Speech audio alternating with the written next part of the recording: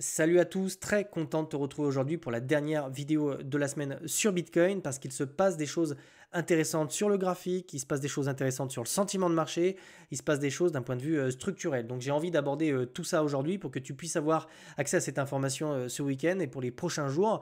Donc le scénario des 111 000 dollars est toujours le scénario qu'on envisage, d'accord? Toujours dans le cadre d'une distribution qui se ferait au-dessus de la TH. Donc ça c'est vraiment ce que j'ai en tête et on va regarder un petit peu dans les différents intervalles si c'est toujours ce qui est possible ou si c'est la direction qu'on est en train de prendre ou non, d'accord? Donc là, on va tout de suite commencer cette analyse technique par regarder cette structure. Donc ça faisait un petit moment qu'on se faisait franchement chier entre ces deux bornes, donc c'est les 94 000 et les 98 000.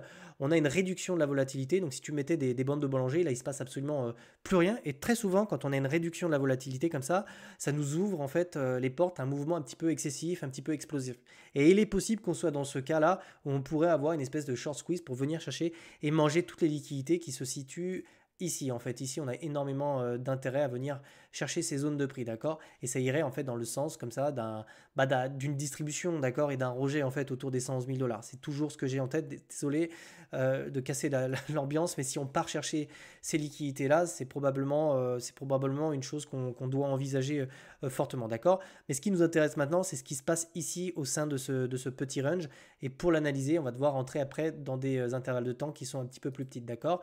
Ce qui est intéressant également, et là je vais te mettre ça en vert, tu vois qu'ici on avait plutôt quelque chose qui descendait, tu vois, on avait des mèches, donc on venait chercher vraiment toutes les liquidités qui étaient là. On est même descendu jusqu'au 80, presque 92 000 dollars, 93 000 et des poussières, donc ça c'était baissier. Alors même qu'en fait sur mon MACD j'avais quelque chose d'haussier. Donc tous les puristes ils verront une divergence haussière, d'accord, si tu prends tes mèches, d'accord. Donc ça nous montre qu'ici il y avait quand même une pression acheteuse.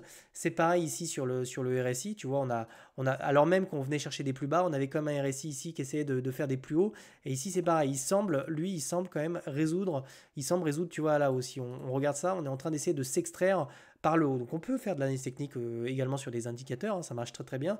Et donc quand tu mets tout ça en évidence, donc là c'est pareil, on peut peut-être mettre la courbe, on voit qu'on a des structures comme ça, on essaie d'imprimer des sommets ascendants, donc on est en train d'essayer ici de casser ça, donc c'est encore super tôt, là tu vois je fais la vidéo, on a tout juste ce mouvement ascensionnel, ce qui me laisse penser qu'on peut aller plus haut.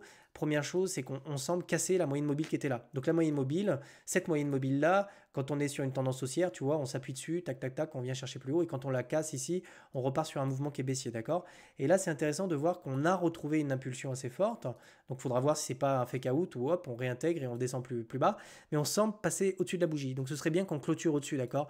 Ce serait peut-être même bien qu'on clôture nettement plus haut pour essayer de retrouver des résistances qu'on avait perdues et des supports qu'on avait perdus, d'accord? Mais en tout cas, pour le moment, on semble avoir une ascension comme ça et un petit mouvement impulsif comme ça. Donc, il va falloir surveiller ça parce qu'il se pourrait que si on regagne les niveaux qu'on a perdus ici, ça pourrait nous emmener justement un petit peu plus haut. Donc là, on va descendre directement dans les 4 heures pour essayer de voir un petit peu plus de choses. Donc là, je vais enlever les moyennes mobiles, hein, d'accord? On va se contenter de regarder ce qui se passe en fait sur ce mouvement-là. Donc là, c'est très clair, on avait vraiment toutes ces, tu vois, systématiquement, en fait, tous ces lots qui se venaient se faire chasser. Donc là, on avait celui-là, on est revenu le chercher ici.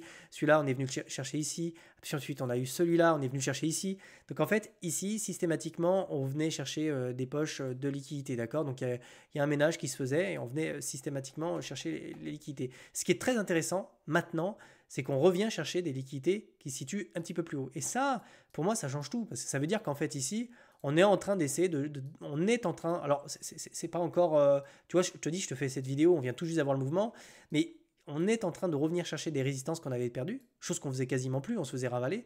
Et donc si on arrive à repasser en fait au-dessus de cette résistance-là, et qu'on arrive à avoir des creux comme ça et des sommets ascendants, on serait en train d'essayer de retourner cette dynamique qui était clairement baissière, qui était franchement baissière, tu vois, d'accord? Donc ici, c'est très intéressant ce qui se passe d'un point de vue structurel, d'accord? On est en train d'essayer de casser ce niveau-là, de regagner des résistances qu'on avait perdues, et on le fait en fait avec du momentum. Et c'est ça qui m'intéresse, c'est de retrouver en fait du momentum. Et ici, c'est très marrant de voir que sur ces niveaux-là, j'ai l'impression qu'on a de plus en plus de shorts. Donc en fait, c'est comme si on le voit là, tu vois. En fait, bon, on n'est pas venu chercher ces poches-là, d'accord? Le marché a décidé de s'arrêter ici, et tout de suite, on est venu chercher s'attaquer à tout ça. Et c'est quelque chose qu'on faisait plus, hein. Depuis un petit moment, on s'attaquait plus vraiment à ce qui était ce qui était au-dessus, en fait, des dernières résistances. Hein, on allait chercher sous support, tu vois, sous support, sous support, sous support. Donc ça, en fait, c'est comme de l'accumulation, en fait. Ici, c'est plutôt des achats. Donc maintenant, on repasse sur de la vente. Donc on repasse chercher, en fait, toutes les liquidations qui se situent au-dessus. Et je me dis que bah, si on commence à les attaquer, je me dis, il y a de grandes chances en fait que le mouvement s'accélère et passer les 100 000, parce que c'est un petit peu le chiffre rond, tu vois, tu peux être à peu près sûr que dès qu'on passe les 100 000, ce qui n'est pas encore le cas, tu peux prendre une photo, tu peux clipper cette vidéo. Si on repasse les 100 000, ça va en parler de partout. Bitcoin reprend les 100 000, nanana, sur Twitter, tout le monde va commencer à s'exciter. Les 100 000, tata, et donc après, il n'y a aucune raison qu'on ne revienne pas gagner toutes les résistances qui se situent au-dessus, d'accord? Donc pour moi, en fait, là maintenant, ce qui m'intéresse, c'est les 100 000. C'est un niveau clé, c'est le niveau des 100 000. Surtout qu'on se situe pas loin de résistance majeure. Hein, tu vois, on avait vraiment ces niveaux-là qui étaient extrêmement importants autour des 100 000 dollars. Encore plus important, on a celui-là, hein, autour des 100 à 1000 dollars. Donc, s'il va vraiment m'intéresser, c'est est-ce qu'on revient, parce que pour l'instant, ok, on a fait celle-ci. Ce qui m'intéresse, c'est les 100 000 dollars. Ensuite, c'est les 100 à 1000 dollars. Si on vient chercher ces deux niveaux-là, il y a de grandes chances qu'après, on empile. En fait, il n'y a aucune raison qu'on ne vienne pas chercher et les 106 000 et ensuite derrière les 109 000. Je sais que ça paraît bizarre comme ça, mais il n'y a aucune raison, en fait, si on commence à regagner toutes les résistances, il n'y a aucune raison qu'on ne vienne pas chercher ce qui se passe tout là-haut. D'accord? Et ensuite, tu connais l'histoire autour des 111 000. Moi, j'ai tendance à être plutôt pessimiste sur Bitcoin. D'accord? Ce qui est intéressant, et pourquoi je pense que ce mouvement-là, même si on peut retracer un peu, etc., pourquoi ce mouvement-là peut continuer un petit peu, ben, en fait, j'ai l'impression enfin, sur le sentiment de marché, j'ai l'impression qu'ici, bah, on n'y croit franchement pas trop. Tu vois, regarde, ici, on a énormément d'intérêts qui sont ouverts, donc précisément sur la cassure ici, et ces intérêts qui s'ouvrent, bah, j'ai l'impression que c'est du short en fait. Et c'est quelque chose qu'on retrouve ici. On a énormément de shorts qui sont en train de s'ouvrir. Donc en fait, sentiment de marché, c'est un petit peu retourné ici. On a plutôt du pessimisme en fait, et on a de plus en plus de shorters, et pas qu'un peu, hein, d'accord? On voit qu'on a ici, on a un funding qui commence à redescendre, alors même qu'on a énormément de positions qui s'ouvrent. Alors bien sûr, ça s'ouvre à la hausse et à la baisse. Tu vois qu'ici, on est en train de liquider tous les mecs qui shortaient. Donc ça, c'est plutôt une bonne nouvelle parce que si on continue à avoir des intérêts qui s'ouvrent alors que le prix monte, bah ça va quand même franchement dans le... Donc ça, c'est des positions très agressives. Hein. Là, c'est des mecs qui sont en train de shorter x50 ou x100, d'accord? On le voit parce qu'on a tout de suite énormément de liquidation. Donc là, ça va dans le sens plutôt d'une continuation de ce mouvement haussier. Donc c'est quelque chose que je vais surveiller, c'est les niveaux qui sont là. Là, tu vois, ces niveaux-là sont extrêmement importants pour moi parce que si on ne se fait pas rejeter sur ces niveaux-là, il y a pas un monde où on n'essaie pas d'enfoncer clou, d'aller chercher plus loin, tu vois. Faut se rendre compte de ces niveaux-là quand même. On a énormément de résistance ici. Hein. Tu vois, c'est un niveau qui était franchement, qui nous a franchement bloqué. Donc franchement, là, on va surveiller ces niveaux-là. On va essayer de voir si on casse franchement ces niveaux-là pour venir chercher la résistance qui se situe autour des 100 000. Et si on casse les 100 000, et bah derrière, attends-toi à ce qu'on vienne chercher les 111 000 dollars. Le scénario long terme, pour moi, c'est toujours le même. Si ce mouvement-là se poursuit et cette dynamique reste intacte, c'est-à-dire franchement, il y a du momentum ici. Si on s'affranchit vraiment du niveau qu'est là, la cassure de ce niveau-là, on peut faire un petit pullback et ensuite partir plus haut. Je mettrai des gros warnings sur le niveau des 111 000. J'aborde ça pour la fin de la vidéo pour que tu comprennes pourquoi. Ça ressemble franchement à de la distribution. Alors, je ne suis pas en train de te dire qu'on part en bear market, mais ça, c'est des choses qu'on a déjà vues précédemment. C'est-à-dire que là, tu vois, déjà, ce que tu dois savoir ici, c'est qu'on a eu de la distribution. Ok, on a vu cette divergence. Donc là, on a eu des ventes massives. On l'a vu sur la dominance. Et là, tu vois, on est revenu chercher en fait les liquidations qui se situaient tout proche des niveaux, des 109 000. D'accord. Donc franchement, si le prix fait ça, si on a une accélération et qu'on revient comme ça. Alors attends, je vais te dessiner ça mieux que ça.